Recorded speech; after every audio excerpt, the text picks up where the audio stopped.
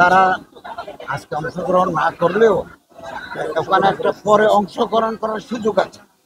তাদের যে ডিমান্ডগুলো আছে এগুলো সরকার বিবেচনা করবে, এবং এটা যদি ফুলফিল করা যায়, তাদের সাথে সমঝোতায় আসা যায়, তাহলে তারা স্বাক্ষর করবেন।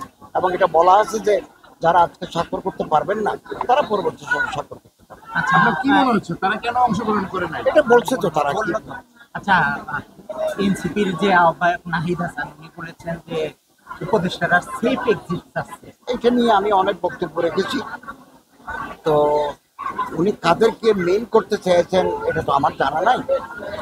আমি আমার অবস্থান থেকে বারবার বলছি আমার কোনো সেফ এক্সিটের প্রয়োজন নেই, যেহেতু ঢাকা শহরে আমার কোনো ঘর নেই, বাড়ি নেই।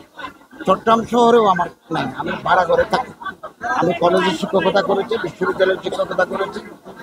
অর্থাৎ বিদেশে থাকা তো প্রশ্নই নেই। অথবা আমার তো সেফ এক্সিট নিয়ে কোনো চিন্তাই নেই। এই দেশ আমার, এই দেশ আমাদের। আমরা এই দেশের একটা ক্রুশিয়াল মুভমেন্টে অত্যন্ত জটিল সময়, কঠিন সময়ে দেশের দায়িত্ব নিয়েছি। যখন আমাদের পলিটিক্যাল স্টেবিলিটি ছিল না, সাস্টেইনেবল ইকোনমি ছিল না, ল অ্যান্ড অর্ডার সিচুয়েশন একেবারে ছিল না, পুলিশ তখন মাঠে নাই, ছাত্ররা ট্রাফিকের দায়িত্ব পালন করছে, এরকম অবস্থা আমরা দায়িত্ব নিয়ে 15 মাস অতিক্রম করেছি।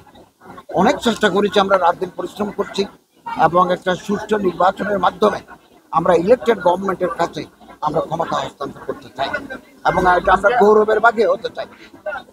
অথবা আমার সেফ সিটের আজকে